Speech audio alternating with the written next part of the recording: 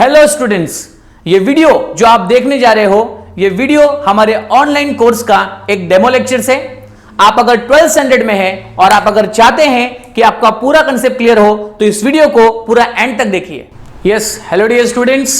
Yes students, कैसे हैं आप सब लोग बच्चों? फाइन, ठीक है। सो स्टूडेंट्स, हमने हमारे पिछले लेक्चर्स में चैप्टर नंबर 3 आपके book keeping and accountancy subject का चैप्टर नंबर 3 हम लोग ने पूरी तरह से कंप्लीट किया, जिसके सारे थ्योरेटिकल कॉन्सेप्ट्स, कैलकुलेशंस और ऑल अनसॉल्व्ड प्रैक्टिकल प्रॉब्लम्स, आपके टेक्स्ट बुक के जितने भी अनसॉल्व्ड प्रैक्टिकल प्रॉब्लम्स हैं वो सब हम लोगों ने अभी तक पूरे सॉल्व कर लिए हैं। करेक्ट है? जितने भी अनसॉल्व्ड प्रॉब्लम आपके टेक्स्ट बुक में है वो सारे प्रॉब्लम की अगर आपने प्रॉपर प्रैक्टिस अगर कर ली है, उसके कॉन्सेप्ट को अगर आपने प्रॉपर तरीके से अंडरस्टैंड कर लिया है, तो आप लोग जो सॉल्व्ड प्रॉब्लम आपके टेक्स्ट बुक का है उसको भी आप इजीली सॉल्व कर सकते हो। There is no problem at all. तो अनसॉल्व्ड प्रॉब्लम हम सॉल्व करेंगे, जो ऑलरेडी आपके टेक्स्ट बुक में सॉल्व्ड है उस प्रॉब्लम की प्रैक्टिस आप करोगे। तो सॉल्व्ड आप करो, अनसॉल्व्ड हम कर रहे हैं, दोनों को अगर हम कंबाइन करेंगे तो आपके हर चैप्टर की बहुत ही बेटर ढंग से प्रैक्टिस हो जाएगी। आपको बिल्कुल भी टेंशन लेने की जरूरत नहीं है। करेक्ट है? तो चलिए बच्चों, आज हम लोग नेक्स्ट चैप्टर का श्री गणेश करते हैं। So the next chapter number 4 आज हम लोग स्टार्ट करेंगे। तो आपका चैप्टर नंबर 4 जो हम लोग स्टार्ट करने वाले हैं, अगेन उस चैप्टर का नाम भी बच्चों क्या है?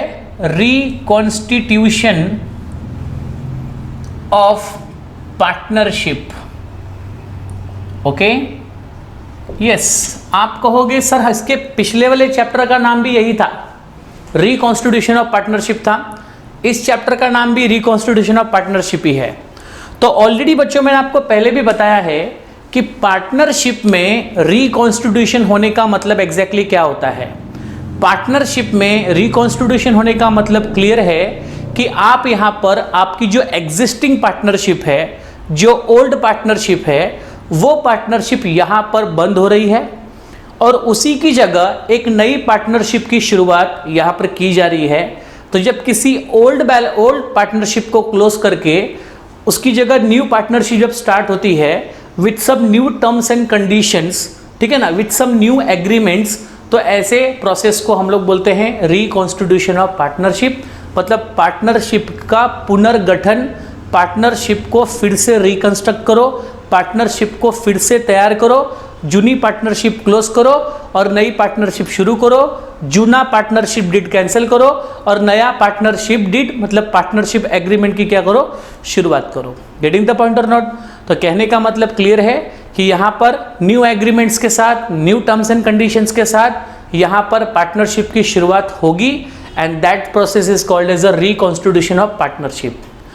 अब बच्चों मैंने आपको ये भी बताया था कि दैट रिकॉन्स्टिट्यूशन ऑफ पार्टनरशिप होने के पीछे रीजंस क्या क्या होते हैं, वो कौन से सर्कमस्टेंसेस है, वो कौन से सिचुएशंस है जिस सिचुएशंस में पार्टनरशिप में हमें रिकॉन्स्टिट्यूशन करना पड़ता है, हमें जूनी पार्टनरशिप क्लोज करके न्यू पार्टनरशिप शुरू करनी होती है, हमें ओल्ड पार्टनरशिप एग्रीमेंट कैंसिल करके न्यू पार्टनरशिप एग्रीमेंट स्टार्ट करना होता है। वो कौन से सिचुएशंस है? उसमें सबसे पहला सिचुएशन जो था वो था एडमिशन ऑफ पार्टनर था। क्या था बच्चों?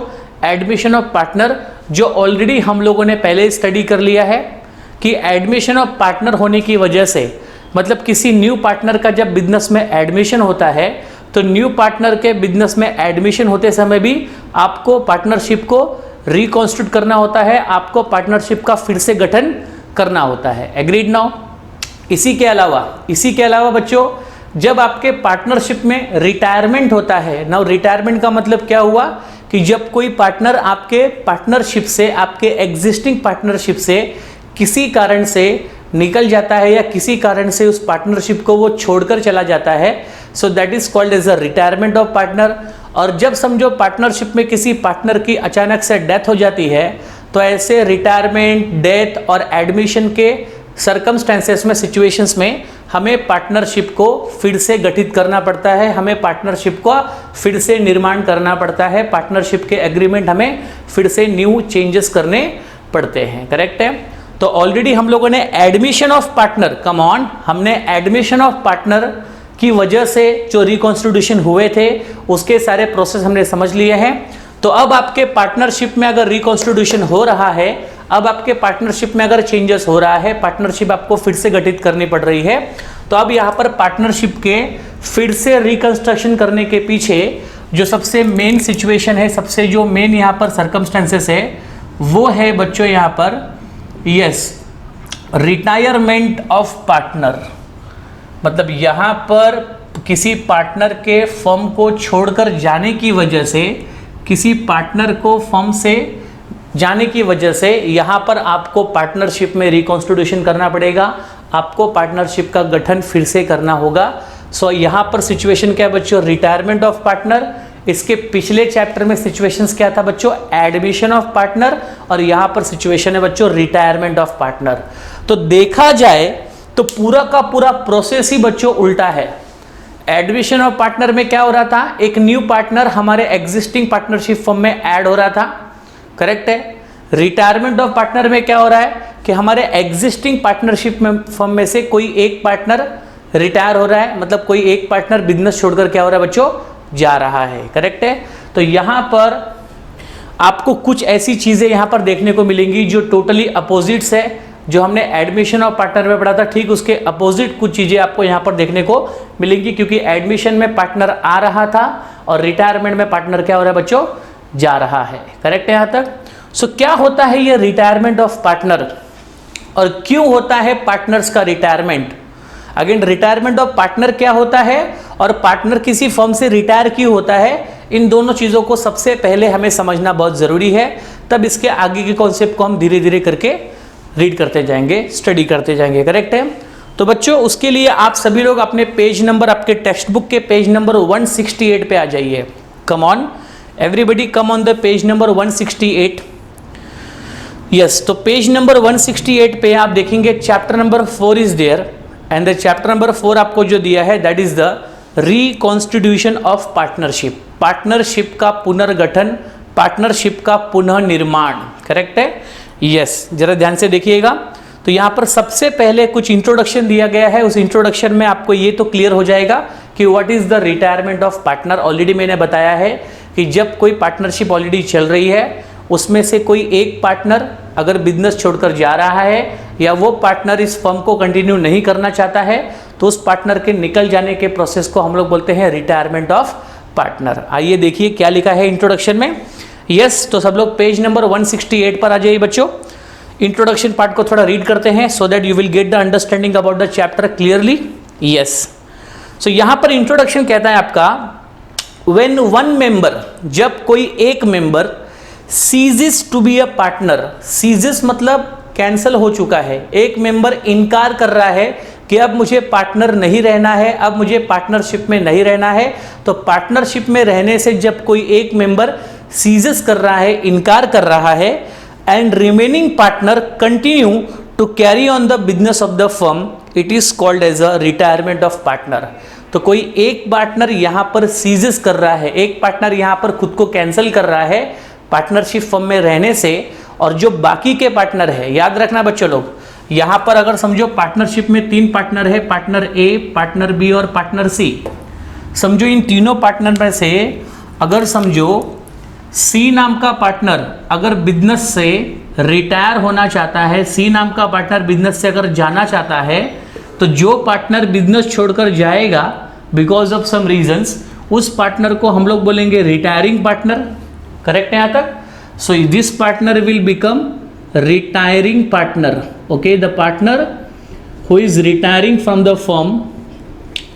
और जो पार्टनर इस फर्म को कंटिन्यू करेंगे, जो इस फर्म को चलाएंगे, तो जो पार्टनर यहाँ पर फर्म में ऑलरेडी है और आगे भी रहेंगे, सी के जाने के बाद भी ये लोग अपने फर्म को चलाने वाले हैं, तो जो पार्टनर फर्म को चलाएंगे, जो पार्टनर फर्म को कैरी ऑन करेंगे, बिजनेस को कैरी ऑन करेंगे, उसको हम लोग क्या कहेंगे बच्चों, कंटिन्यूइंग पार्टनर, ओके।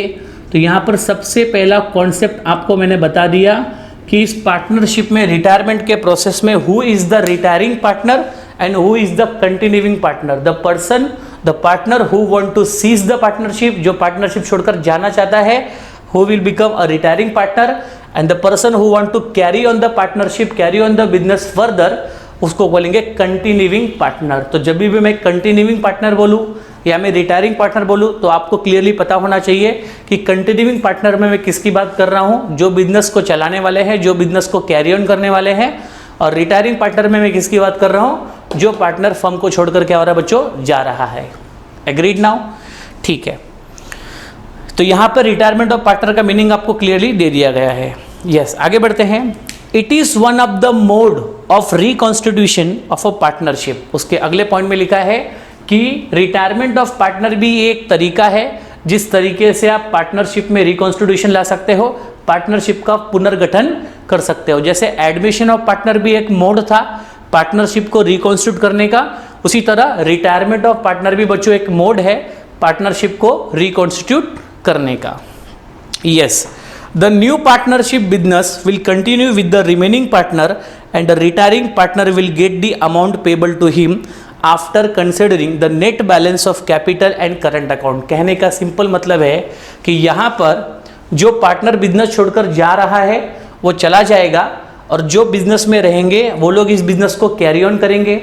अब यहाँ पर जो पार्टनर बिजनेस छोड़कर जाएगा उसके हक का, उसके अधिकार का फर्म में जो भी होगा वो सब अमाउंट उसको पेबल होगा, वो सब अमाउंट हमें उसको पे करना पड़ेगा। सिंपल सी बात है, अगर 3 पार्टनर अगर फर्म में ऑलरेडी है, उसमें से एक पार्टनर अगर बिजनेस छोड़कर जाता है तो बिजनेस को वो जिस दिन छोड़कर जाएगा उस दिन तक का जो भी हिस्सा होगा, जो भी शेयर होगा, जो भी अधिकार होंगे, उन सभी का पोर्शन उसे पे करना होगा।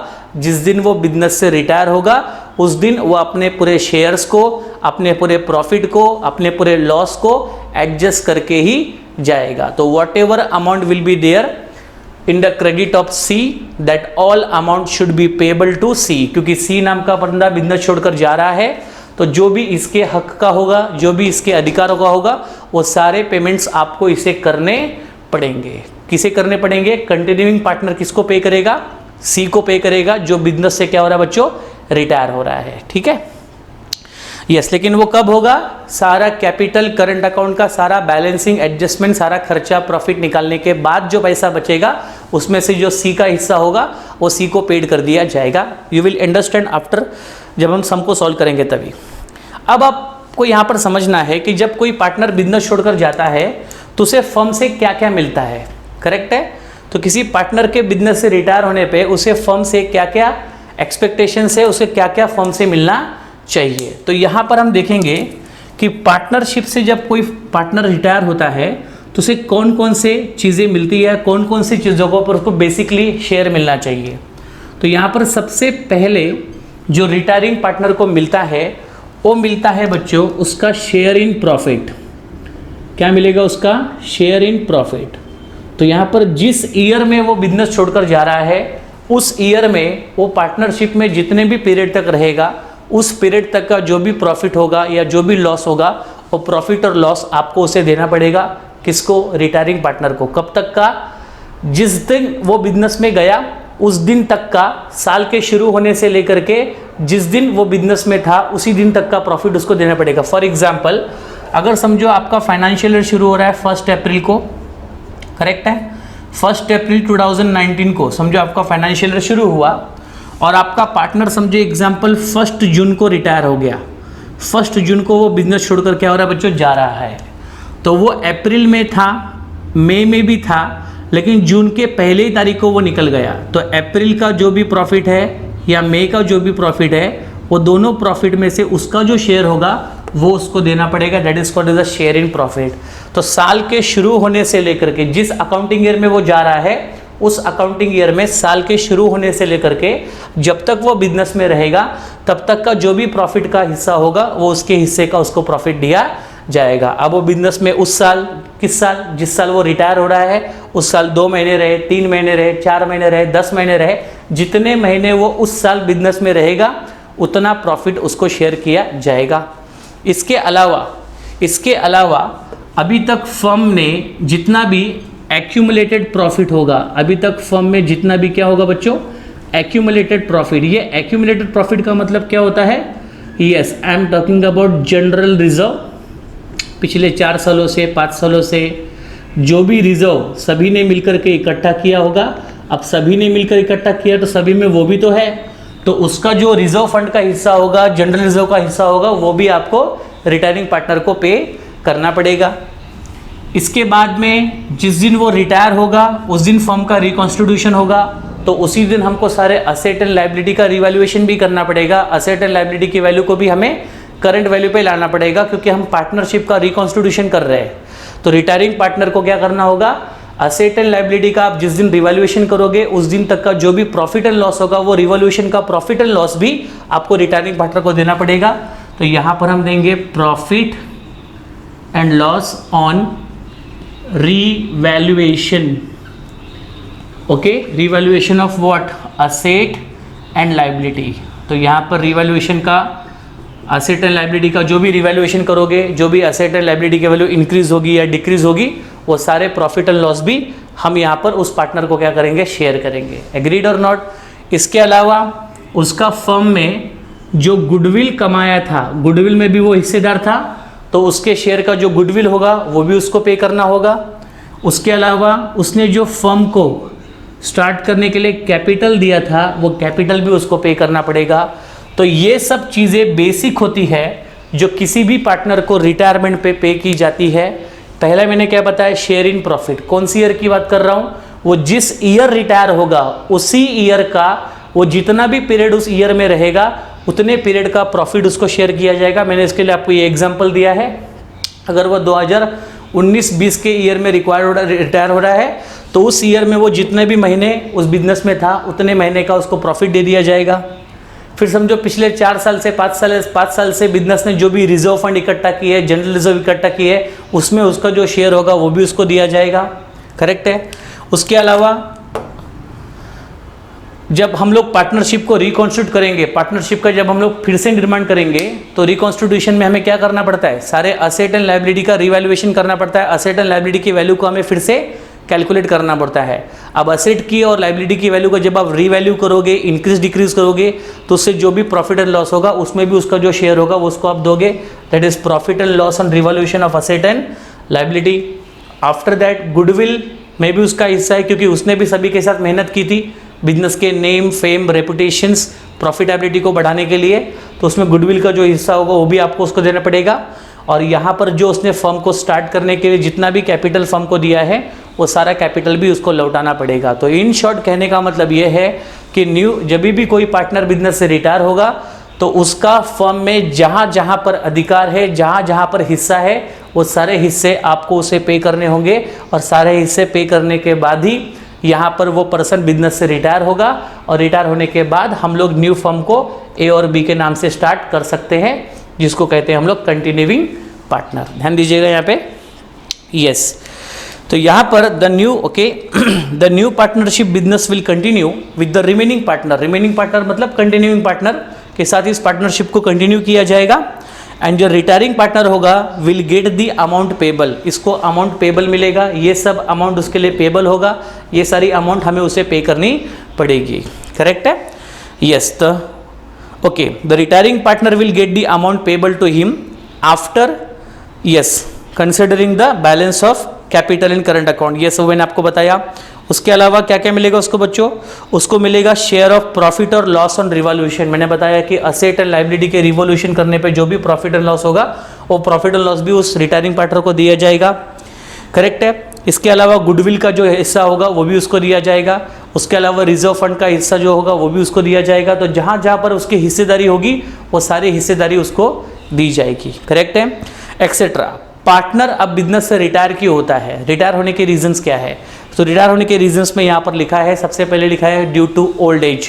हो सकता है कि उस पर्सन को, मिस्टर सी को ऐसा लगता है कि अब मेरी उम्र काम करने की नहीं है, अब मेरी उम्र डिसीजन लेने की नहीं है, या मैं अब रिस्क नहीं ले सकता, तो अपने एज ज़्यादा होने की वजह से भी वो बिजनेस छोड़कर क्या हो सकता है, जा सकता है, जहाँ पर उसकी काम करने की फिजिकल कैपेसिटी नहीं है। So he will not able to continue the partnership. तो इस रीज़न से भी पार्टनरशिप छोड़कर जा सकता है कि उसकी उम्र ज़्यादा हो गई है। या इसके अलावा हो सकता है कि यहाँ पर पार्टनर्स के बीच में कुछ मिसअंडरस्टैंडिंग हो, या पार्टनर्स के बीच में अगर कुछ झगड़े हो या कुछ तकलीफ हो, एक दूसरे को लेकर के कहा सुनी हो गई हो, तो ऐसे केसेस में भी कोई पार्टनर बिजनेस छोड़कर जा सकता है। या इसके अलावा फर्म को अगर समझो एग्जाम्पल कुछ लॉसेस हुआ रहेगा तो ऐसे लॉसेस से डर कर भी कोई पार्टनर बिजनेस छोड़कर रिटायर हो सकता है। करेक्ट है यहाँ तक? यस, इन द बिजनेस, या तो फिर कोई इसमें से एक ऐसा पार्टनर है जो हो सकता है उसकी इच्छा हो कि मुझे यहाँ पर पार्टनरशिप में रह करके कोई बड़ा फायदा नहीं है, तो अगर मैं कुछ नया बिजनेस अगर शुरू करता हूँ तो वहाँ पर मुझे ज़्यादा बेनिफिट हो सकता है। तो यहाँ पर किसी पार्टनर को अगर अपना न्यू वेंचर चालू करना होगा, नया बिजनेस शुरू करना होगा, तो भी वो इस पार्टनरशिप से एग्जिस्ट हो सकता है। तो पार्टनरशिप को रिटायर होने के कई रीजंस हैं, ये तो कुछ रीजंस आपको बताए हैं। जैसे ओल्ड एज हो जाए तो भी पर्सन रिटायर हो सकता है यहाँ पर पार्टनरशिप से, या समझो पार्टनर्स के बीच में कोई मिसअंडरस्टैंडिंग है उसको लेकर भी रिटायरमेंट किया जा सकता है, या फिर फर्म को लॉसेस हो रहे हैं उसकी वजह से भी रिटायरमेंट किया जा सकता है। करेक्ट है?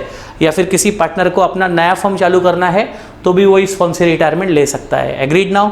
तो ये सब अलग अलग सिचुएशंस है, अलग अलग यहाँ पर कहानियाँ हैं जिनकी वजह से कोई पार्टनर बिजनेस से रिटायर हो सकता है, बिजनेस छोड़कर जा सकता है। करेक्ट है? आगे यहाँ पर लिखा है अब पार्टनर में रिटायर। अभी पार्टनर रिटायर जब होता है तो रिटायर होने के तरीके क्या है, हाउ पार्टनर गेट रिटायरमेंट। तो यहाँ पर नंबर 1 लिखा है पार्टनरशिप से कोई पार्टनर जब रिटायर हो रहा है, जब पार्टनरशिप से कोई पार्टनरशिप छोड़कर जा रहा है तो उसके जाने के पीछे कौन कौन से तरीके हैं जिन तरीकों से वो पार्टनरशिप छोड़कर जा सकता है। तो नंबर 1, अब पार्टनर अगर रिटायर होना चाहता है तो number 1, by giving a notice to remaining partner in the case of partnership at a will. यहाँ पर समझो एग्जाम्पल आपकी पार्टनरशिप समझो एट विल पार्टनरशिप है। अब ये पार्टनरशिप एट विल क्या होती है? तो बच्चों ये एक प्रकार की पार्टनरशिप है, ये एक टाइप ऑफ पार्टनरशिप है जो पार्टनरशिप इच्छा पे शुरू होती है और इच्छा पे बंद हो जाती है। सो partnership which is started at the will of all partner and it will also get and at the will of all partner. तो इच्छा पे पार्टनरशिप शुरू होती है और इच्छा पे बंद होती है। तो यहाँ पर सी नाम के पार्टनर की इच्छा हो गई, विलिंगनेस हो गई कि मुझे इस पार्टनरशिप में नहीं रहना है, तो वो क्या करेगा, रिमेनिंग पार्टनर को क्या करेगा, नोटिस देगा, एडवांस नोटिस देगा कि इस रीज़न से मैं इस पार्टनरशिप से छोड़कर जाना चाहता हूँ।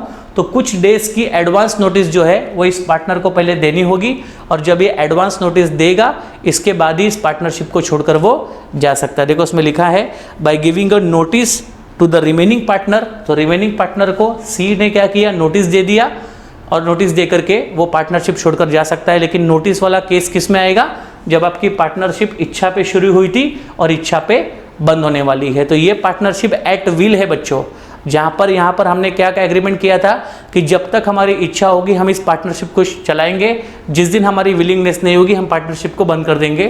तो ऐसी पार्टनरशिप को बोलते हैं पार्टनरशिप जो शुरू हुई थी विल से और ख़त्म भी होगी किस पे, विल पे। तो जब तक जिसकी इच्छा होगी वो पार्टनरशिप में रहेगा। तो यहाँ पर अब सी की इच्छा नहीं है तो वो क्या करेगा, कंटिन्यूइंग पार्टनर को, रिमेनिंग पार्टनर को नोटिस दे देगा, एडवांस नोटिस, और एडवांस नोटिस दे करके वो पार्टनरशिप छोड़कर जा सकता है। सेकंड लिखा है in accordance with the agreement of, क्या लिखा है, बाय द पार्टनर। हो सकता है कि पहले से ऐसा एग्रीमेंट हो, सी ने जब बिजनेस में एंट्री किया होगा उसने पहले कहा था कि मैं इस फर्म के अंदर सिर्फ 5 ईयर्स रहूँगा, तो इसका मतलब 5 ईयर्स का एग्रीमेंट था सी का। 5 ईयर्स होते ही सी ऑटोमेटिकली फर्म से क्या हो जाएगा, रिटायर हो जाएगा। तो यहाँ पर एग्रीमेंट की वजह से भी एक आधा पार्टनर बिजनेस से रिटायर हो सकता है। इसके अलावा with the consent of all partner, या हो सकता है कि ए और बी को ऐसा लगता है कि सी हमारे ऑब्जेक्टिव से काम नहीं कर रहा, या सी के पार्टनरशिप में रहने से बहुत प्रॉब्लम से नुकसान है। तो यहाँ पर बाकी के पार्टनर की अगर कंसेंट हो, इच्छा हो जाए, तो वो भी सी नाम के पर्सन को पार्टनरशिप से निकाल सकते हैं। तो कहने का मतलब है ये सब तरीके हैं, ये सब अलग अलग वेज है जिन तरीकों से एक पार्टनर बिजनेस छोड़कर जा सकता है। अपनी मर्जी से कब जा सकता है, तो उसको पहले रिमेनिंग पार्टनर की क्या, रिमेनिंग पार्टनर को क्या देना पड़ेगा बच्चों, एडवांस नोटिस देना पड़ेगा। तो अपनी इच्छा से पार्टनरशिप छोड़कर जा सकता है। सेकंड पॉइंट मैंने आपको क्या बताया कि जहाँ पर अगर एग्रीमेंट है, जहाँ पर कोई पार्टनर बिजनेस में जब आया था तो पहले से डिसाइडेड था कि भाई इतने पीरियड तक मैं पार्टनरशिप पे रहूँगा, एग्रीमेंट खत्म होते ही मैं पार्टनरशिप छोड़कर चला जाऊँगा, ये भी हो सकता है। या तो तीसरा केस में आपको मैंने क्या बताया कि यहाँ पर बाकी की पार्टनर की इच्छा है कि यहाँ पर एक पार्टनर का कुछ काम नहीं है, या फिर इसकी वजह से बिजनेस को लॉस हो रहे हैं, या फिर ये हमारे ऑब्जेक्टिव तरीके से काम नहीं कर रहा है। तो ऐसे केसेस में कंटिन्यूइंग पार्टनर या फिर बाकी के सब पार्टनर मिलकर के एक पार्टनर को फर्म से निकाल भी सकते हैं। तो ये सब बच्चों अलग अलग तरीके हैं पार्टनरशिप को फिर फर्म से रिटायर करने के। ठीक है यहाँ तक। तो ये मैंने आपको पार्टनरशिप के रिटायरमेंट का थोड़ा थ्योरेटिकल पार्ट बताया। तो इसमें मेन पार्ट आपको समझना क्या है, रिटायरमेंट का मतलब एक आधा पार्टनर जब फर्म को छोड़कर जा रहा है, ठीक है ना, चाहे किसी भी कारण से जा रहा हो, उसके कारण से हमारे अकाउंटिंग को कोई संबंध नहीं है, वो जा रहा है दैट इज इंपॉर्टेंट, और जाते समय उसे क्या क्या फर्म को देना है दैट इज इंपॉर्टेंट। तो वो जा रहा है हमारे लिए ये इंपॉर्टेंट है, और जाते समय उसे क्या क्या पे करना है वो हमारे लिए सेकेंडरी इंपॉर्टेंट है। तो ये चीज़ें हमें अकाउंटिंग में हेल्प करेंगी, ये सारी चीज़ें हमारे लिए अकाउंटिंग के लिए इंपॉर्टेंट है। Agreed now? ठीक है। यस बच्चों, अब यहाँ पर रिटायरमेंट ऑफ पार्टनर क्या होता है ये तो आपको इजीली समझ गया, और पार्टनर में यहाँ पे रिटायरमेंट क्यों होता है वो भी आपने समझा कि there are many reasons, partners के ओल्ड एज हो जाने से, या फिर पार्टनरशिप में उसका इंटरेस्ट ना होने से, या उसको कोई नया बिजनेस शुरू करना होगा इस वजह से, ऐसे कई रीजन से पार्टनरशिप से रिटायर होने के। यस स्टूडेंट्स, तो अभी हम लोगों ने इसका मेन जो मीनिंग वगैरह था वो हमने समझ लिया। अब हम लोग यहाँ पर नेक्स्ट स्टडी करेंगे अबाउट रेशियो। ओके, सो हमारा इंट्रोडक्शन पार्ट खत्म हुआ रिटायरमेंट ऑफ पार्टनर का। अब हम देखेंगे यहाँ पर रेशियो का कैलकुलेशन किस तरह से होगा। अभी रेशियो का कैलकुलेशन बाद में, पहले ये समझिए कि यहाँ पर कौन कौन से रेशियो हमें यहाँ पर कैलकुलेट करने पड़ेंगे। करेक्ट है? यस। तो which ratio we need to calculate here in the retirement of partner. जैसे एडमिशन ऑफ पार्टनर में हम लोगों को न्यू रेशियो कैलकुलेशन करना था, और हम लोगों को सैक्रिफाइस रेशियो कैलकुलेट करना था, अगर आपको याद होगा तो। करेक्ट है? तो यहाँ पर जरा ध्यान दीजिए 2 मिनट। तो हमने, आपको याद होगा, एडमिशन ऑफ पार्टनर में, मैं थोड़ा सा बैक जा रहा हूँ, एडमिशन ऑफ पार्टनर के प्रॉब्लम में वी हैव कैलकुलेटेड 2 रेशियो। एक हमने कैलकुलेट किया था न्यू रेशियो, और हमने एक कैलकुलेट किया था बच्चों सैक्रिफाइस रेशियो। करेक्ट है? अब जिस तरह से एडमिशन ऑफ पार्टनर में हम ये 2 रेशियो कैलकुलेट कर रहे थे, उसके पीछे रीजंस था। न्यू रेशियो के पीछे रीजंस क्या है बच्चों? क्योंकि यहाँ पर partnership comes to an end नहीं हुई है, पार्टनरशिप एंड होकर फिर से तुरंत न्यू पार्टनरशिप शुरू हुई है। तो जब न्यू पार्टनरशिप शुरू हुई है तो उसमें पार्टनर्स भी सारे नए होंगे, तो उसका रेशियो भी क्या होगा बच्चों? न्यू होगा। तो जब जब आपकी पार्टनरशिप कंटिन्यू होने वाली है तो उस कंटिन्यू पार्टनरशिप को मेंटेन करने के लिए there is a requirement of क्या बच्चों? न्यू रेशियो, क्योंकि वहां पर सारे पार्टनर्स यहां पर कलेक्ट हो रहे हैं, और वहां पर जो प्रॉफिट एंड लॉस शेयर होगा वो न्यू रेशियो में शेयर किया जाएगा। वहां पर हमने सैक्रिफाइस रेशियो क्यों निकाला था बच्चों? क्योंकि वहां पर एक न्यू पार्टनर बिजनेस में एडमिट हो रहा था, तो उस नए पार्टनर को बिजनेस में एडमिट करने के लिए, उस नए पार्टनर को बिजनेस में अगर हमें शेयरिंग देना है, हिस्सा देना है, तो बाकी के पार्टनर को अपने अपने शेयर को कंट्रीब्यूट करना पड़ेगा, अपने अपने शेयर को सैक्रिफाइस करना पड़ेगा। किसके लिए बच्चों? न्यू पार्टनर के लिए। गेटिंग द पॉइंट और नॉट? तो वहां पर ओल्ड पार्टनर न्यू पार्टनर को अपने बिजनेस में शामिल करने के लिए अपने अपने हिस्से को सैक्रिफाइस कर रहे थे, अपने अपने हिस्से का त्याग कर रहे थे। तो इस ओल्ड पार्टनर के द्वारा किया गया जो त्याग है, यही त्याग न्यू पार्टनर को मिलता है बच्चों एज अ न्यू रेशियो। तो वहां पर ओल्ड पार्टनर के द्वारा सैक्रिफाइस किया गया था, तो सैक्रिफाइस रेशियो हमने वहां पर कैलकुलेट किया था। करेक्ट है यहां तक? अब हम रिटायरमेंट की बात अगर करते हैं, तो रिटायरमेंट ऑफ पार्टनर में यहां पर भी अगर मैं कहूं तो यहां पर भी एक पार्टनर बिजनेस छोड़कर जा रहा है, लेकिन जो बाकी के जो बचे हुए पार्टनर्स है वो लोग इस बिजनेस को कंटिन्यू करने वाले हैं, वो लोग इस बिजनेस को आगे भी लेकर जाएंगे, आगे भी चलाने वाले हैं। तो यहां पर रिटायरमेंट ऑफ पार्टनर में जब बिजनेस यहां पर एक बार एंड होकर एक पार्टनर चला जाएगा और बचे हुए पार्टनर इस बिजनेस को फिर से स्टार्ट करने वाले हैं, तो यहां पर जो बचे हुए पार्टनर है वो लोग इस बिजनेस को जब फिर से स्टार्ट करेंगे तो वहां पर भी हमें रिक्वायरमेंट किसकी होगी बच्चों? न्यू रेशियो की। तो जब जब आपका बिजनेस कंटिन्यू होने वाला है, जब तक आपका बिजनेस फिर से स्टार्ट होने वाला है, तो उस बिजनेस में प्रॉफिट एंड लॉस को शेयर करने के लिए there is a requirement of new ratio. Admission of partner में भी क्या हुआ? नया पार्टनर एडमिट होने के बाद सभी लोगों ने मिलकर के फर्म को फिर से स्टार्ट कर लिया। रिटायरमेंट ऑफ पार्टनर में भी क्या हो रहा है? एक पार्टनर के बिजनेस के जाने के बाद बचे हुए पार्टनर ने फर्म को क्या कर लिया? कैरी ऑन किया, फर्म के बिजनेस को चलाया। तो यहां पर फर्म के बिजनेस को जब जब आप कैरी ऑन करोगे, जब जब आप चलाओगे, again there is a requirement of क्या बच्चों? New ratio. Agreed now? ठीक है।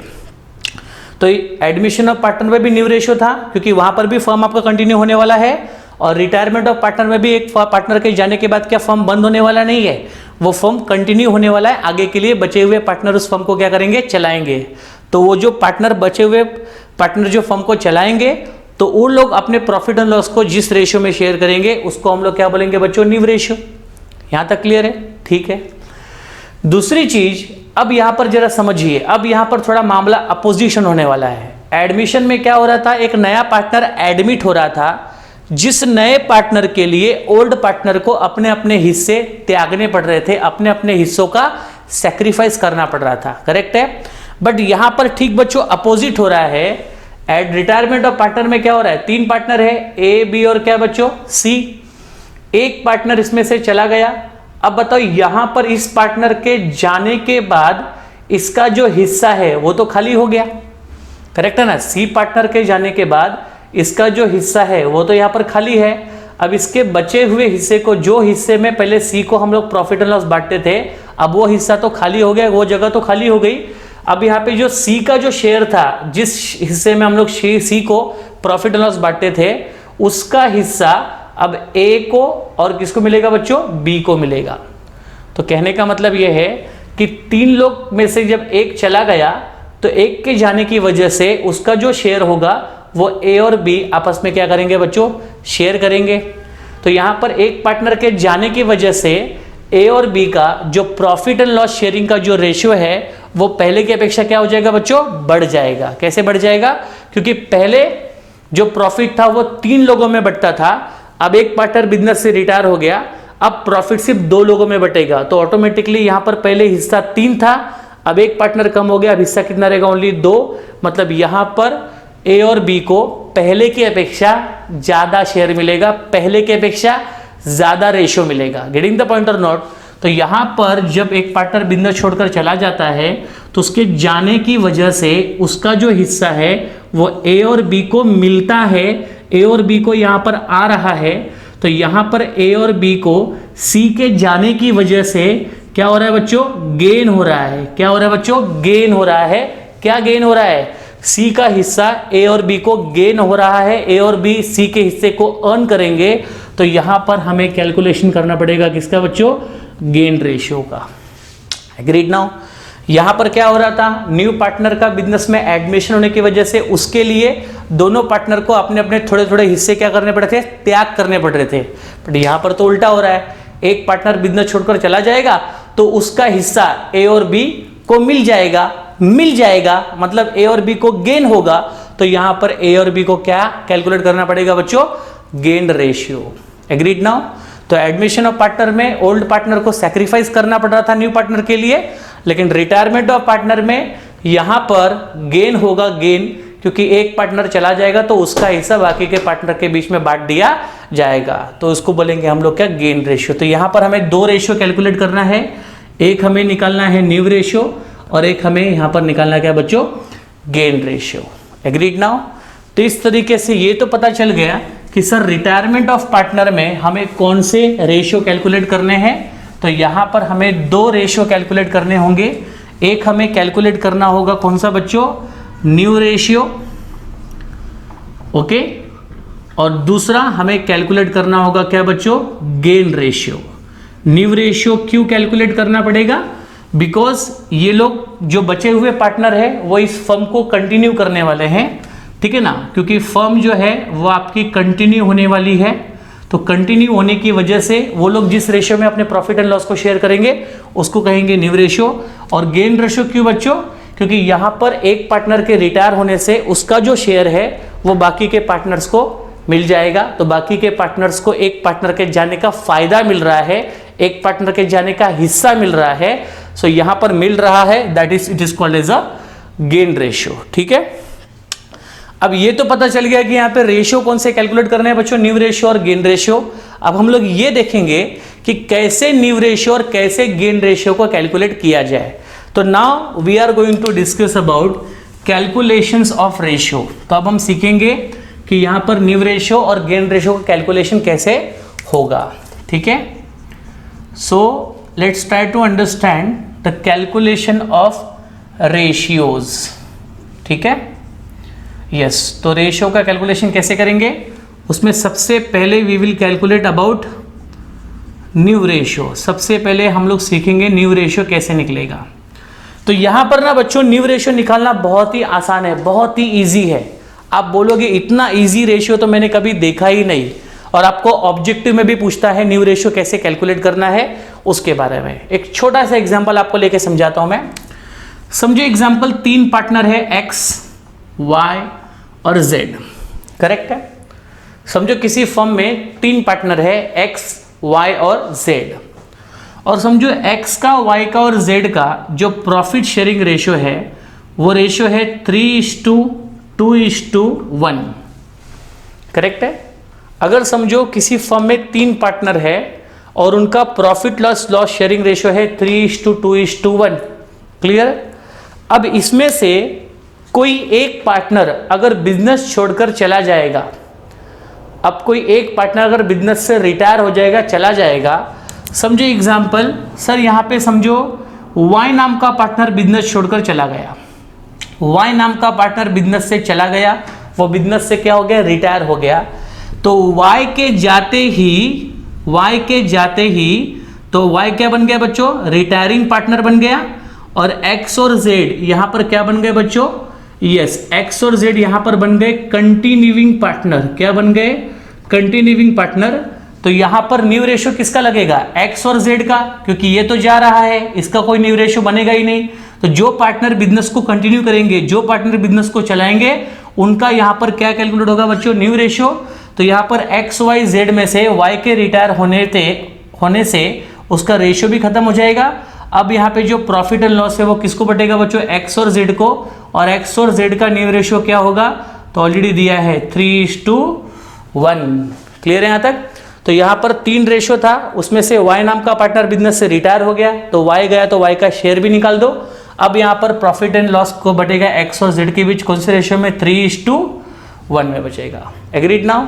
अगर समझो इनका profit and loss sharing ratio होता 4:3:2, और यहाँ पर समझो एग्जाम्पल 4:3:2 होता है X और Y और Z का, और समझो एग्जाम्पल यहाँ पर X रिटायर होता तो न्यू रेशियो क्या बनता, 3:2। इसी प्रकार से समझो एग्जाम्पल इनका ओल्ड रेशियो होता है 2:3:1। समझो एग्जाम्पल नाम है ABC 3 पार्टनर के, और समझो एग्जाम्पल C रिटायर होता तो इनका न्यू रेशियो कितना बनता, 2:3। तो न्यू रेशियो निकालना एकदम चुटकियों का काम है। जो पार्टनर जा रहा है उसका रेशियो भी निकाल दो, जो पार्टनर बचेगा वो लोग अपने अपने रेशियो में अपने प्रॉफिट को क्या करेंगे, गेन करेंगे। Agreed now. तो ये है, इतना आसान है न्यू रेशियो कैलकुलेट करना इन द रिटायरमेंट ऑफ पार्टनर।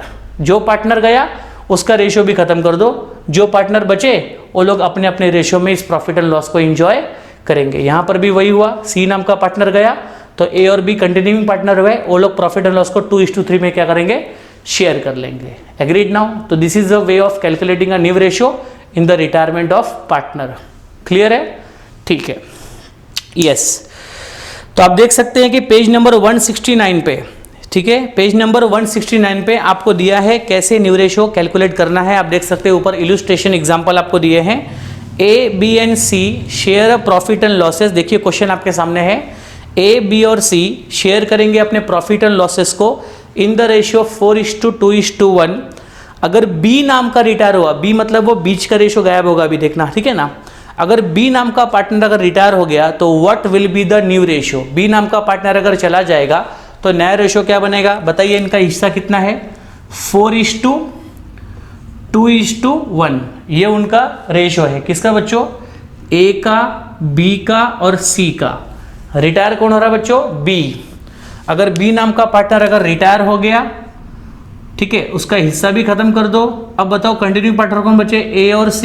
तो A और C का न्यू रेशियो क्या होगा, 4:1। देखो आगे उसमें वही लिखा है, answer the new ratio of A and C will be 4:1। Correct है। It is the cancelling by cancelling B shares. तो यहां पर करना कैसे है, B का शेयर कैंसिल कर दो, A और C का जो रेशियो था उसी रेशियो में वो लोग क्या करेंगे, अपना आगे के बिजनेस का प्रॉफिट एंड लॉस शेयर करेंगे, और वही रेशियो उनका क्या बनेगा बच्चों, new ratio. This is the way of calculating a new ratio in retirement of partner. अगर ऑब्जेक्टिव में आया तो you have to write it. Clear, ठीक है। तो ये हुआ आपका फर्स्ट इलस्ट्रेशन, पहला एग्जांपल आपका यहाँ पर हुआ इस रेशियो को समझने के लिए। अभी आपके टेक्स्ट बुक में वहाँ पे सेकंड इलस्ट्रेशन क्या दिया है, वो भी न्यू रेशियो से कनेक्टेड है, लेकिन थोड़ा सा डिफरेंट तरीके से आपको समझाया है कि अगर ऐसा सिचुएशन आया तो न्यू रेशियो कैसे कैलकुलेट करने का। Let's see what illustration is given there and then I will make you conceptually clear about it. तो यहाँ पर सेकंड इलस्ट्रेशन आपको दिया है, X, Y and Z, concentrate everyone properly, X, Y and Z share the profit and losses equally. जरा ध्यान से देखना, कि एक्स वाई जेड ये तीनों अपने प्रॉफिट एंड लॉस को इक्वली बांटते हैं, मतलब 1:1:1। करेक्ट है? यस। आगे कहता है जेड नाम का पार्टनर बिजनेस से रिटायर हो गया। जेड नाम का पार्टनर बिजनेस से क्या हो रहा है बच्चों? जा रहा है। ठीक है। एंड एक कंडीशन है एग्रीमेंट में बच्चों, एक कंडीशन है। अगर एग्रीमेंट में कोई कंडीशन नहीं दिया होता, कम ऑन, अगर एग्रीमेंट में कोई कंडीशन अगर नहीं दिया होता, सिर्फ इतना कहा होता कि जेड नाम का पार्टनर बिजनेस से रिटायर हो रहा है, सिर्फ इतनी सी बात अगर होती तो हम सीधे जेड को कैंसिल कर देते और एक्स और वाई का रेशियो कितना बनता? 1:1। करेक्ट है? लेकिन अगर एग्रीमेंट में कुछ स्पेशल कंडीशंस दिए हैं, जैसे वो स्पेशल कंडीशन देखो यहां पर आपको दिए गए हैं कि जेड अगर समझो रिटायर हो गया, इतनी सी बात होती तो मैं एक्स और वाई का न्यू रेशियो आपके सामने पड़ा हुआ है, लेकिन एक कंडीशन से आगे देखेंगे हम लोग। Yes, Z retire and his share, मतलब जेड का जो शेयर होगा इज एक्वायर्ड बाय, लिया जाएगा किसके द्वारा? एक्स एंड वाई के द्वारा इन द रेशियो 3:1। कहने का मतलब है कि जेड नाम का पार्टनर तो रिटायर हो रहा है, लेकिन जेड का जो हिस्सा होगा वो एक्स को और वाई को मिलेगा, लेकिन एक्स और वाई को ये जेड का हिस्सा मिलेगा कौन से रेशियो में बच्चों? 3:1 में मिलेगा। करेक्ट है? जब ऐसी कुछ कंडीशन आपको मेंशन की है तो आप कैसे कैलकुलेट करोगे न्यू प्रॉफिट शेयरिंग रेशियो? तो बहुत ही आसान है और बहुत ही इजीली कैलकुलेट हो सकता है। सिंपल सी बात मैं आपको बताता हूं। एक तो बात कंफर्म है कि यहां पर जेड नाम का पार्टनर जा रहा है, उसका हिस्सा एक्स और वाई को मिलेगा, दिस इज कंफर्म। तो यहां पर एक्स और वाई को उनका हिस्सा तो मिलने ही वाला है, उसमें कोई डाउट नहीं है। एक्स और वाई को उनका जो हिस्सा है वो तो उनको मिलेगा ही मिलेगा, लेकिन इनको जेड का हिस्सा भी मिलेगा। एक्स को भी थोड़ा जेड का हिस्सा मिलेगा और वाई को भी थोड़ा जेड का हिस्सा मिलेगा।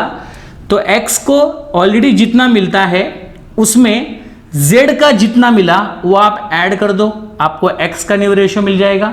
उसी तरह वाई का जितना ऑलरेडी पहले से है जो उसके हिस्से का है वो तो उसको मिलेगा ही, और बाद में जेड के जाने की वजह से जेड का जितना हिस्सा वाई को मिलेगा वो उसमें आप ऐड कर दो, यहां पर आपको वाई का भी मिल जाएगा। तो करना क्या है, एक्स और वाई को ऑलरेडी जितना हिस्सा उनका मिलता है वो तो उनको मिलेगा ही, लेकिन अभी जेड की जाने की वजह से जेड का हिस्सा जो एक्स और वाई को बटेगा तो जेड का शेयर आप एक्स और वाई के शेयर में ऐड कर दो, ऑटोमेटिकली आपको एक्स और वाई का क्या मिल जाएगा बच्चों? New ratio. कॉन्सेप्ट क्लियर हुआ आप लोग को? यस। तो पहले जितना मिलता था वो तो आपको मिलेगा ही मिलेगा, उसमें कोई डाउट नहीं है, लेकिन जेड के जाने की वजह से इनको गेन हो रहा है ना, इनको प्रॉफिट हो रहा है। इनका प्रॉफिट क्या हो रहा है बच्चों? बढ़ रहा है। कितने से बढ़ रहा है? जितने से जेड का हिस्सा इनको मिलेगा। तो जेड का इतना हिस्सा एक्स को मिला तो एक्स का हिस्सा इतना होगा, अगेन जेड का इतना हिस्सा वाई को मिला तो वाई का हिस्सा इतना होगा। अब कितना मिला, कैसे मिला, वो आपने को कैलकुलेट करना पड़ेगा, लेकिन कॉन्सेप्ट आपको एकदम क्लियर है कि जो पार्टनर जा रहा है वो चले जाने दो। एक्स और वाई को उनका हिस्सा तो मिलने वाला, उसमें कोई डाउट नहीं है, लेकिन उनको जेड का हिस्सा भी मिलेगा, तो थोड़ा एक्स को भी मिलेगा, थोड़ा वाई को भी मिलेगा। तो एक्स का न्यू रेशियो कैसे मिलेगा? तो एक्स का ओल्ड रेशियो जो उसको मिलता था, फिर जेड का जितना हिस्सा मिला वो उसमें ऐड होगा और एक्स का न्यू रेशियो बनेगा। वाई को जितना मिलता था वो वाई को मिलेगा ही मिलेगा। अब जेड का जितना वाई में ऐड होगा उतना ऐड होकर के वाई का क्या बनेगा? New ratio. वो आपको यहाँ पर टेक्निक यूज करना है, ध्यान से देखिएगा। यस। तो यहाँ पर कैलकुलेशन बच्चों कैसे करेंगे? यस, तो कैलकुलेशन यहां पर कैसे किया जाएगा जरा उसको आप समझिएगा। तो ये कैलकुलेशन करने के लिए आप यहां पर सबसे पहले सॉल्यूशन, क्वेश्चन नंबर 2 के इलस्ट्रेशन का सॉल्यूशन यहां पर कैसे है मैं आपको समझाता हूं। आपके टेक्स्ट बुक में ऑलरेडी सॉल्यूशन दिया है, I will just make you understand about that solutions. ठीक है, तो यहां पर सबसे पहले तीनों पार्टनर्स का ओल्ड रेशियो मतलब जिस रेशियो में वो लोग पहले प्रॉफिट को डिस्ट्रीब्यूट करते थे वो क्या है? 1:1:1।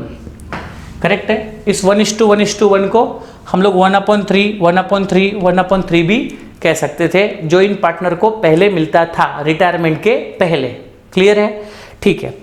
फिर यहां पर कह रहा है कि जेड का जो शेयर है, यस, जेड का जो शेयर है is acquired by X and Y in ratio 3:1। तो यहां पर z का जो शेयर है वो x और y के द्वारा एक्वायर्ड किया जाएगा, परचेस किया जाएगा, लिया जाएगा कौन से रेशियो में? 3:1 में। क्लियर है? तो x को और y का न्यू रेशियो क्या होगा? That you need to calculate. ठीक है, कोई बात नहीं। तो यहां पर हम लिखेंगे सिंपल, x को कितना गेन हुआ, गेन मतलब क्यों, क्योंकि z के जाने से x को और y को, देखो ये x का है, ये y का और ये z का है, z के जाने से x को भी कुछ ना कुछ फायदा होगा और y को भी कुछ ना कुछ फायदा होगा। तो पहले देखेंगे कि x को कितना फायदा हुआ z के जाने की वजह से, या फिर z का हिस्सा जब x को मिला तो x को एग्जैक्टली कितना गेन हुआ वो हम लोग यहाँ पर कैलकुलेट कर लेंगे।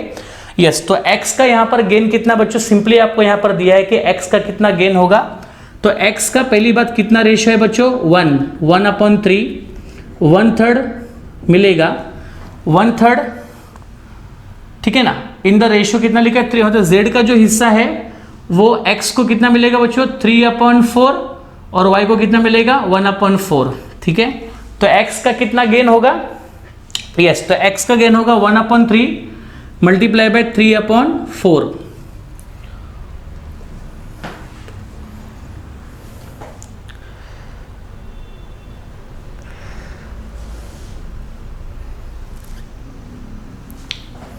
इसको कट करना पड़ेगा, ठीक है।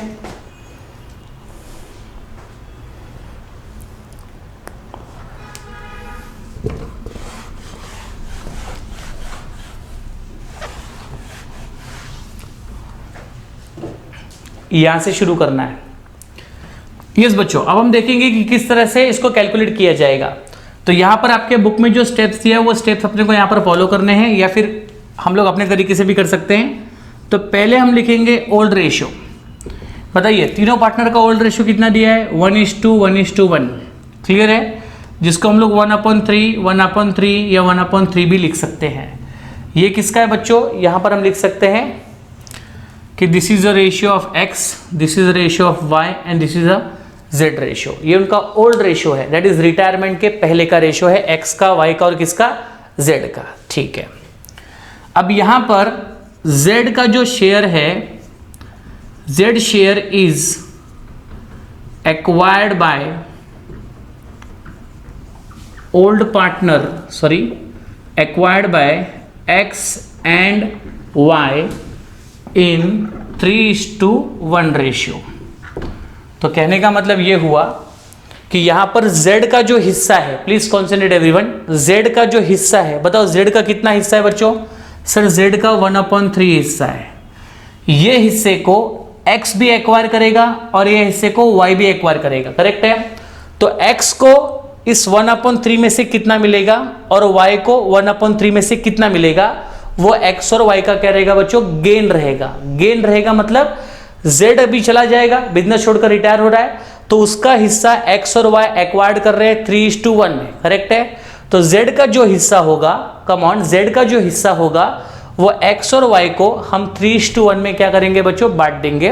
तो यहां पर हम कैलकुलेट करेंगे x को कितना गेन हुआ, मतलब z के जाने से, z के रिटायर होने से z का जो हिस्सा है वो x को भी मिला है, y को भी मिला है। अभी हम देखेंगे कि z के हिस्से में से x को कितना मिला और z के हिस्से में से y को कितना मिला।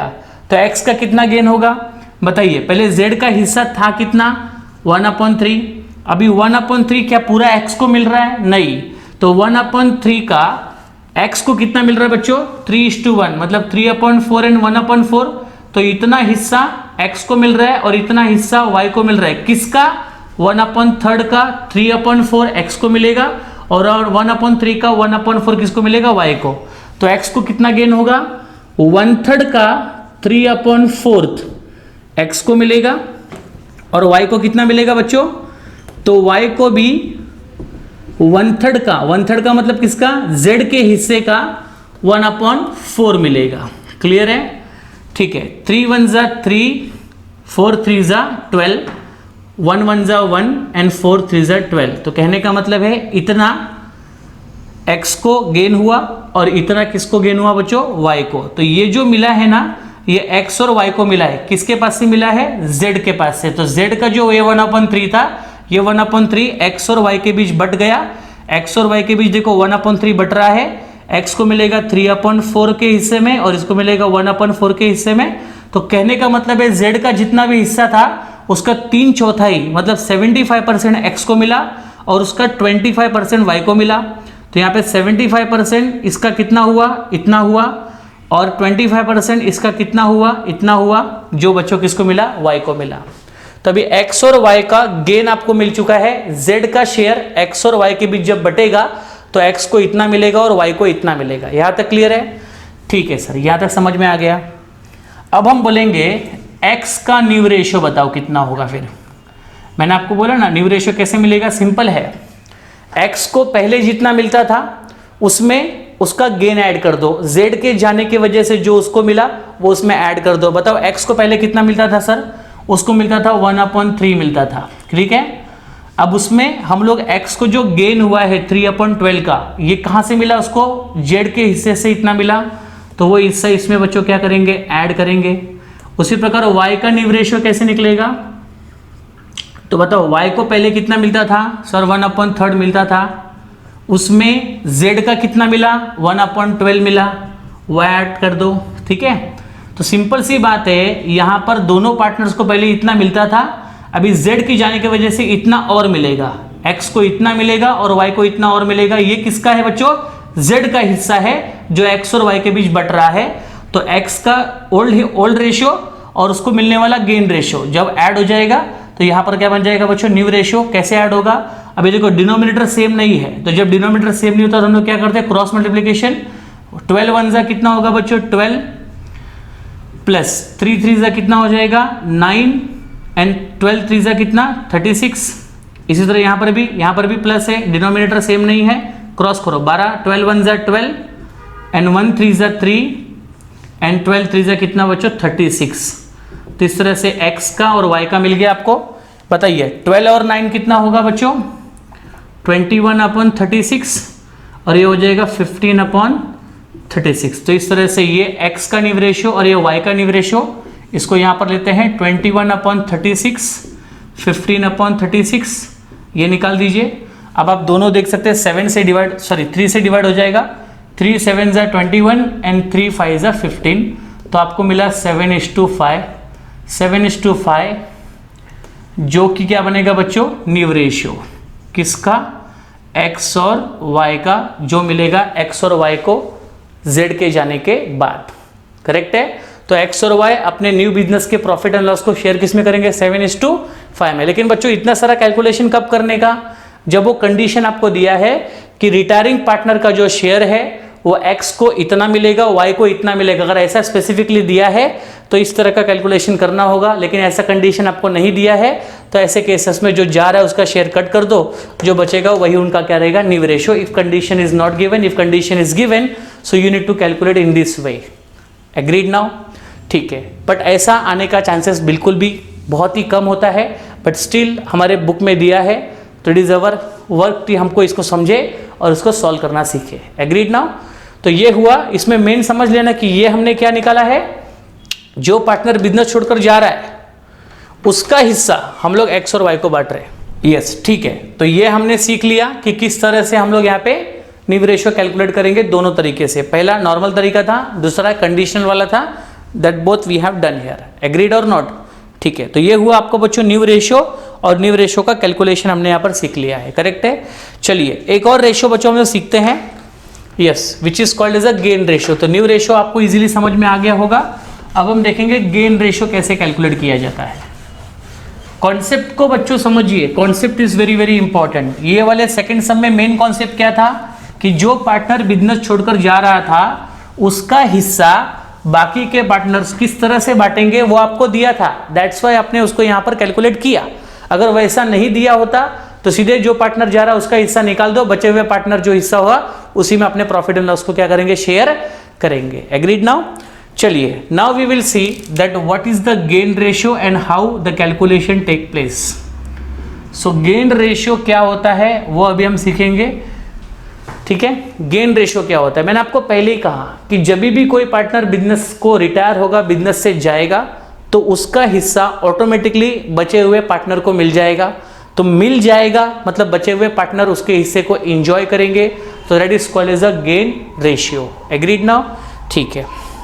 आप देख सकते हैं आपके टेक्स्ट बुक में गेन रेशियो का मीनिंग आपको क्लियर दिया हुआ है कि the ratio, please concentrate everyone, page number 169 पे आप रहिएगा। द रेशियो इन विच, जिस रेशियो में कंटिन्यूइंग पार्टनर याद है ना, जो फर्म को कंटिन्यू करने वाले, जो फर्म को चलाने वाले हैं। सो द रेशियो, जिस रेशियो में कंटिन्यूइंग पार्टनर एक्वायर कर रहे हैं रिटायरिंग पार्टनर के शेयर को, कम ऑन, रिटायरिंग पार्टनर का हिस्सा किसने एक्वायर किया? कंटिन्यूइंग पार्टनर ने। अगर समझो बिजनेस में 3 पार्टनर है एक्स वाई जेड, जेड के रिटायर होने से जेड का जो हिस्सा है वो एक्स ने भी एक्वायर किया, वाई ने भी एक्वायर किया, करेक्ट और नॉट? तो जेड का हिस्सा एक्स ने भी एक्वायर किया, वाई ने भी एक्वायर किया, तो ये जो जेड का हिस्सा ये लोग एक्वायर कर रहे हैं, उसी एक्वायरिंग रेशियो को हम लोग क्या बोलेंगे? Gain ratio.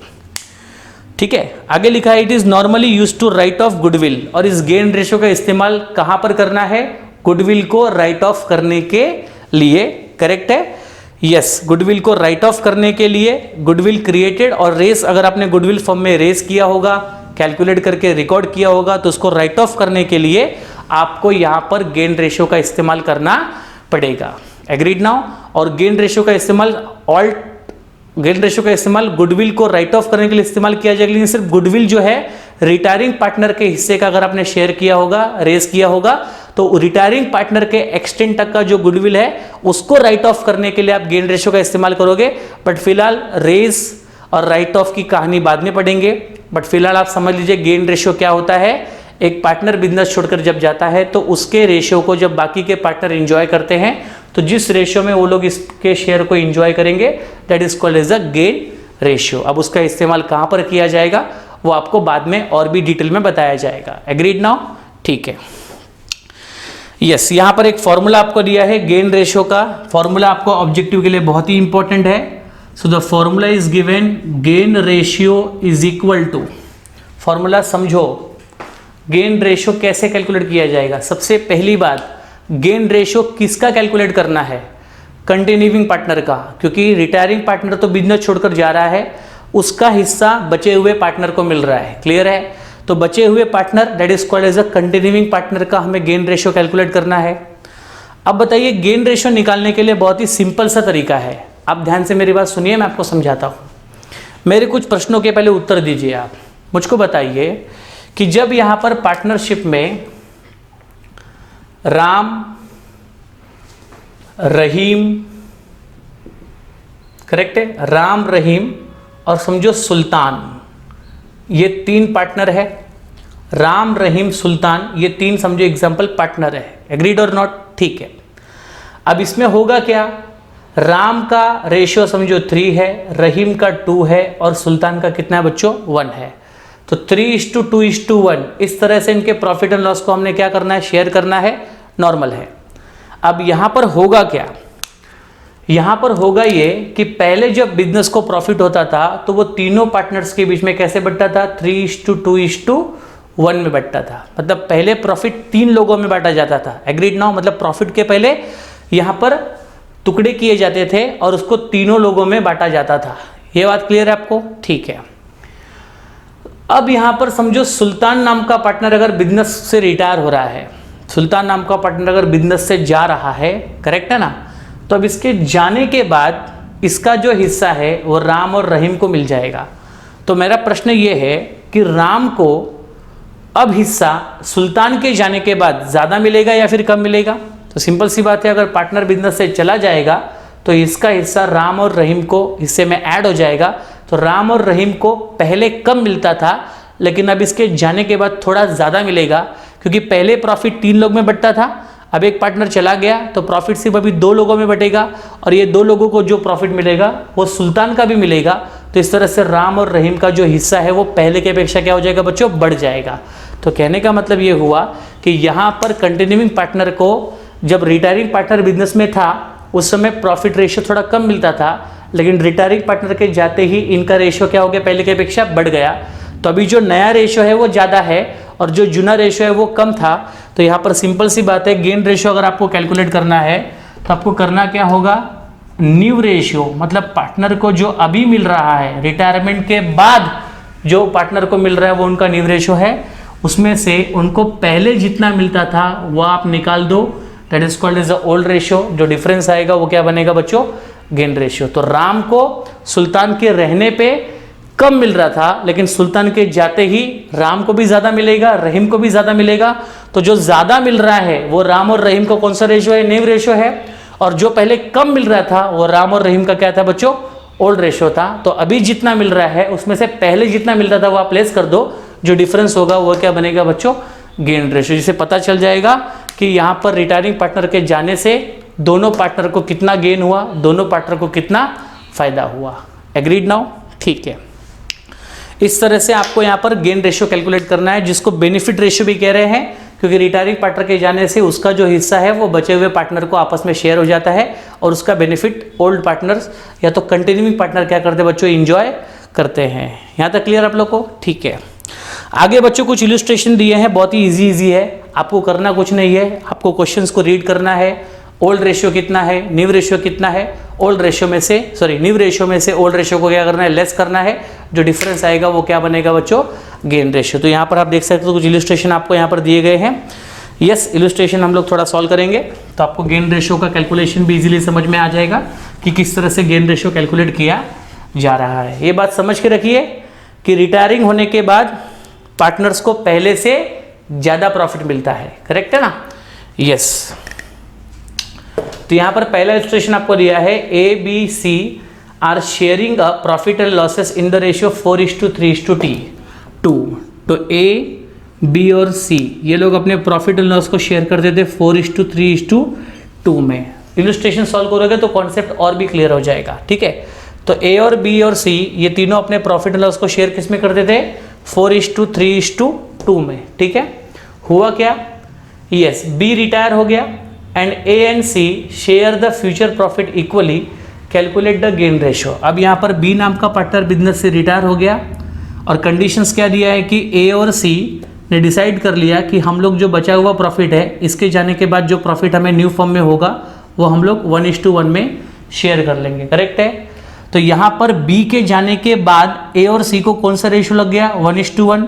ये उनका क्या बन गया बच्चों, न्यू रेशियो। और ए और सी को पहले जितना मिलता था वो उनका क्या रहेगा बच्चों, ओल्ड रेशियो। पार्टनर जब भी था तो उनको मिलता था 4:2, वो उनका ओल्ड रेशियो था, करेक्ट है? अभी बी जाने के बाद क्वेश्चन खुद बोल रहा है कि बी के रिटायर होने पे ए और सी ने डिसाइड किया कि हम लोग फर्म के प्रॉफिट को 1:1 में क्या करेंगे, शेयर करेंगे। तो जिस रेशियो में वो लोग अपने न्यू फर्म के प्रॉफिट को शेयर करेंगे वो उनका न्यू रेशियो है, और उनके न्यू रेशियो में से हम ओल्ड रेशियो को लेस करेंगे तो आपको मिल जाएगा ऑटोमेटिक क्या, गेन रेशियो। तो यहाँ पर कैलकुलेशन आपको करके दिया है। यस, तो गेन रेशियो कैसे निकालेंगे, पहले फॉर्मूला लिख लीजिए कि gain ratio is equal to new ratio में से लेस करेंगे क्या, ओल्ड रेशियो। और यहाँ पर क्वेश्चन में न्यू रेशियो ओल्ड रेशियो दोनों भी दिया है। पार्टनर जब भी था तो उनका रेशियो था 4:2, करेक्ट है? वो उनका ओल्ड रेशियो बनेगा। और पार्टनर के जाते ही उनका न्यू रेशियो कितना दिया आपको क्वेश्चन में, 1:1। तो ये न्यू रेशियो है और ये ए और सी का क्या है, ओल्ड रेशियो है। न्यू रेशियो में से ओल्ड रेशियो को आप लेस कर दीजिए, ऑटोमेटिक आपको मिलेगा गेन रेशियो, ठीक है? चलिए, तो यहाँ पर हम लोग पहले निकालेंगे ए का, कि ए का गेन रेशियो कितना होगा। तो ए का गेन रेशियो बताओ, ए का न्यू रेशियो कितना है, 1:1 का मतलब कितना है, 1/2। तो ए का न्यू रेशियो है 1/2। ए का ओल्ड रेशियो कितना था, 4 और 3 7, 7 और 2 कितना बच्चों, 9। इसको भी 9, इसको भी 9, ये तो चला गया। 4/9 इसका ओल्ड रेशियो था। अब ये माइनस है, डिनोमिनेटर सेम नहीं है, क्रॉस मल्टीप्लिकेशन करेंगे। 9 1 ज़ा 9, 4 2 ज़ा 8 एंड 9 2 ज़ा कितना बच्चों, 18। 9 में से 8 गया तो 1 और ये 18। तो ये हो गया बच्चों ए का गेन रेशियो। फिर देखेंगे बी का गेन रेशियो कितना है। अगेन बी का न्यू रेशियो कितना बच्चों, 1/2। उसमें से बी का ओल्ड रेशियो कितना है, 2/9।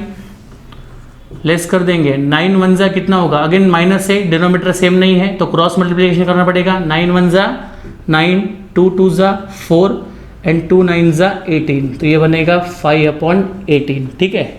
तो यहाँ पर आपको मिला 1/18 एंड 5/18। तो इस तरीके से 18 कट कर दो, आपको मिलेगा 1:5 and this will become the gain ratio of A and B. देखो वहाँ पर आपको आंसर दिया है 1:5। Agreed now?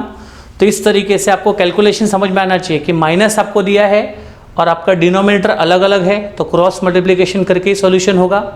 अगर डिनोमिनेटर सेम होता, दोनों जगह पे 2 होता या दोनों जगह पे 9 होता तो उसको हम यहाँ पे कॉमन ले लेते, 2 होता तो 2 ले लेते, 9 होता 9 ले लेते, पर दोनों भी अलग है और माइनस का साइन है या प्लस का साइन है तो क्रॉस मल्टीप्लिकेशन करके इसको कैलकुलेट किया जाएगा। Agreed now? तो ये मिल गया बच्चों गेन रेशियो, मतलब वो रेशियो आपको मिल गया जिस रेशियो में, कम ऑन, गेन रेशियो मतलब वो रेशियो यहाँ पर मिल गया जिस रेशियो में ए और सी ने बी के हिस्से को क्या किया बच्चों, एंजॉय किया। मतलब बी का रेशियो जो है वो ए और सी के बीच में बटेगा, कौन से रेशियो में, 1:5 में। तो यहाँ पर बी के जाने की वजह से उसका जो शेयर है वो ए और सी को 1:5 में बांटा जाएगा। Agreed now? ठीक है, ये हुआ इलस्ट्रेशन 1। उसी तरह सेकंड इलस्ट्रेशन भी आप सॉल्व कर सकते हो इजीली, जहाँ पर एक्स वाई जेड का प्रॉफिट एंड लॉस शेयरिंग आपको दिया है 4:3:2। जेड नाम का पार्टनर बच्चों रिटायर हो गया एंड न्यू रेशियो भी आपको ऑलरेडी दिया है 3:2। तो न्यू रेशियो और ओल्ड रेशियो को इस तरह से कंपेयर कर लीजिए, न्यू रेशियो से ओल्ड रेशियो आप लेस कर दीजिए, आपको ऑटोमेटिकली क्या मिल जाएगा, गेन रेशियो। Agreed now? तो यहाँ पर 2 ही रेशियो आपको कैलकुलेट करने हैं, न्यू रेशियो और गेन रेशियो। गेन रेशियो का जो भी इलस्ट्रेशन आपको दिया है आप खुद उसको सॉल्व कर सकते हैं, it is very very easy. Correct है? यस। तो बच्चों यहाँ पर हमारा इंट्रोडक्शन पार्ट खत्म होता है। रेशियो क्या होते हैं, कौन से 2 रेशियो आपको कैलकुलेट करने हैं, न्यू रेशियो और गेन रेशियो। क्यों न्यू रेशियो, क्यों गेन रेशियो, मैंने आपको बता दिया। और न्यू रेशियो को कैलकुलेट करने का फॉर्मूला बहुत ही आसान था, 3 पार्टनर में से जो पार्टनर जा रहा है उसका रेशियो निकाल दो, बचे हुए पार्टनर का जो रेशियो बचेगा वही उनका क्या होगा, न्यू रेशियो, नॉर्मल केस में। लेकिन अगर जो पार्टनर बिजनेस छोड़कर जा रहा है उसका हिस्सा दोनों किस रेशियो में बटेगा, अगर वो भी दिया है तो वहाँ पर आपको बड़ा कैलकुलेशन करना पड़ा, जो मैंने आपको यहाँ पर समझाया। फिर मैंने आपको सिखाया गेन रेशियो क्या होता है। गेन रेशियो का मीनिंग बताया कि कभी भी कोई पार्टनर जब बिजनेस छोड़कर जाता है तो उसका हिस्सा बचे हुए पार्टनर इंजॉय करते हैं, बचे हुए पार्टनर को मिलता है। तो बचे हुए पार्टनर को नए रिटायरिंग पार्टनर का जो हिस्सा मिल रहा है जिस रेशियो में मिलेगा उस रेशियो को हम लोग बोलेंगे गेन रेशियो। करेक्ट है? और गेन रेशियो को निकालने के लिए क्या करना होगा, न्यू रेशियो में से ओल्ड रेशियो को लेस करो, क्योंकि पार्टनर के जाने के बाद बचे हुए पार्टनर को ज़्यादा हिस्सा मिलेगा। तो ज़्यादा हिस्से में से पहले जितना मिलता था उतना आप लेस कर दो, जो डिफरेंस आएगा वही आपका क्या बनेगा, गेन रेशियो। और उसके बेसिस पर कुछ इलस्ट्रेशन यहाँ पर दिए हैं, जिसमें से एक मैंने सॉल्व किया है और 2 आपके सामने ऑलरेडी सॉल्व है, जिसको आप इजीली प्रैक्टिस कर सकते हो for the purpose of objective as well as sum solving के लिए। Agreed now? तो यहाँ पर हम लोग रुकते हैं और यहाँ पर आपका लेक्चर नंबर 1 फिनिश होता है, चैप्टर नंबर 4 का। इसको प्रॉपर्ली रिवाइज कीजिए, रेशियो कैलकुलेशन आप सीख लीजिए। मिलते हैं नेक्स्ट लेक्चर में इसके आगे के कॉन्सेप्ट को डिस्कस करने के लिए। तब तक बाय एवरीवन, टेक केयर, जय हिंद। स्टूडेंट्स, जो वीडियो आप देख रहे हैं यह हमारे ऑनलाइन वीडियो लेक्चर्स का एक डेमो लेक्चर्स है। अगर आप चाहते हैं कि आपके 12th स्टैंडर्ड के ऑल सब्जेक्ट्स के ऑल चैप्टर्स आपको इसी तरह रिकॉर्डेड फॉर्म में मिले, तो उसके लिए तुरंत आप लोग प्ले स्टोर से हमारे अजीत एकेडमी एप्लीकेशंस को डाउनलोड कर लीजिए और डाउनलोड करके आप लोगों को ये सारे वीडियो कोर्सेस हम लोग बहुत ही रीजनेबल कॉस्ट में, जो कॉस्ट आप सोच भी नहीं सकते उतने कम कॉस्ट में हमें वीडियो कोर्सेज आपको प्रोवाइड कर रहे हैं। किसी भी प्रकार की कोई भी क्वेरी के लिए नीचे दिए गए कॉन्टैक्ट नंबर पे आप कॉल करके आपकी क्वेरी को सॉल्व कर सकते हैं।